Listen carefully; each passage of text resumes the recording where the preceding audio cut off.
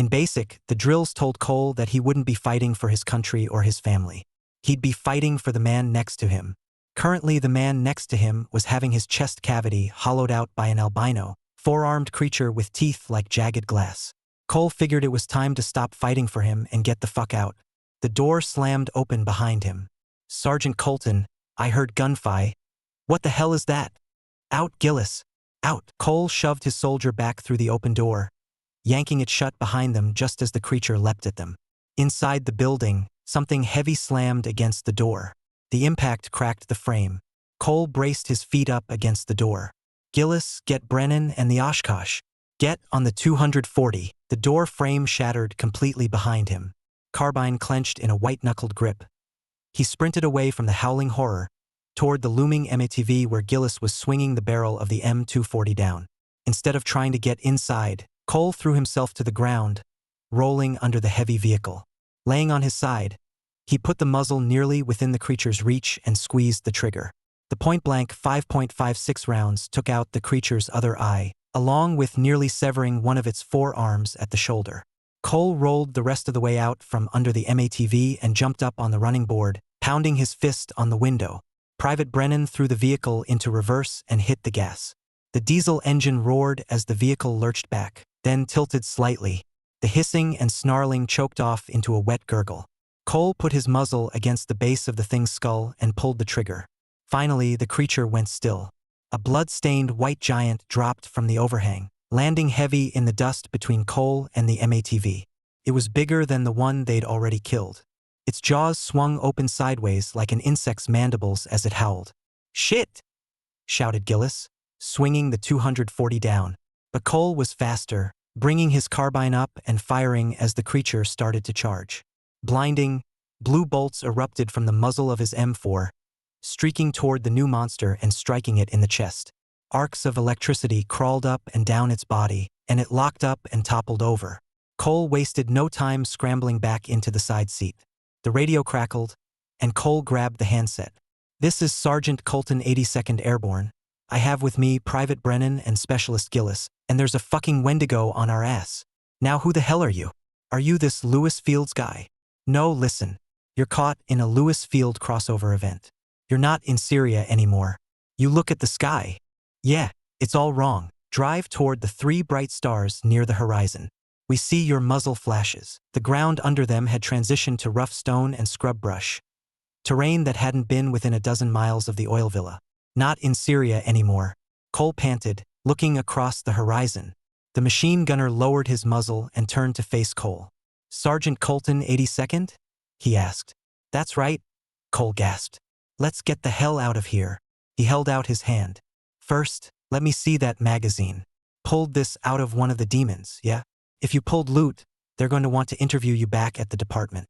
A spark 20 feet in front of the hood started to bloom, expanding to reveal a wide, swirling disk of red energy. The Oshkosh rocked as the gunner jumped off the side rail and jogged ahead of them, disappearing through the disk. A severe hot flash hit Cole as soon as his skin hit the surface of the disk.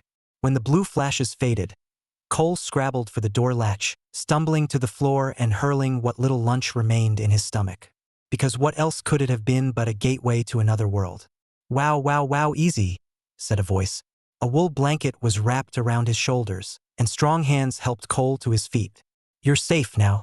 Everyone's first transit is the worst. But you're home now. More specifically Virginia, south of Fredericksburg." Cole followed Director Bricker across a cement pad outside the portal room. "Operations is just up past it." "Director of what now?" "Mary, please bring us the NDA and the standard kicker packet. Now that the government horseshit is out of the way, let me fill in the blanks for you. Since you've got eyes and a brain, you've probably figured out that other worlds exist than our own. We have teams and individuals, all of them highly specialized, whose sole purpose in life is to jump through portals to LF worlds and pull people like you out of the fire. You've already got combat experience, leadership experience, weapons training, the whole shebang. Everything we look for in an ideal candidate for a DOR kicker. Most importantly, you're already attuned." Cole panted and heaved with exertion, finally stepping away from the fungus creature, who was still trying to stand. His arms were like heavy iron bars, and his fingers had long since cramped up from gripping the sticks as they sent shocks back up through his own bones. Stumbling away, he recovered the rifle that he'd dropped. He brought it back with him to the wooden fungal man. "Bets on where your brain is?" he mused. It took 4 more shots to find the creature's central nervous system. Cole seized up for a minute as the sensation of being doused in ice water spread over him. Not only that, but the monster's wooden body started to turn black and dissolve, just like the demon on Kevlish. He pulled the nearly empty magazine out of his gun and swapped it for a fresh one, then hung the weapon on its sling and pulled out the LF analyzer. Still no class. Cole looked up at the sky. "Was that not a good enough show for you?" he demanded. "Are you not entertained?" He darted forward, fast as a greyhound, and clamped its jaws around his lower leg. Cole shouted in pain as the creature's teeth Queensland punctured his trousers and the flesh of his leg, and it pulled at him. Dropping his empty rifle to hang on the sling, Cole pulled out his sidearm and fired half the magazine into the canine at his feet. Finally, both monsters started to ablate, and the cold flash of leveling up hit him. He gasped at the shock of it and leaned back against the tree.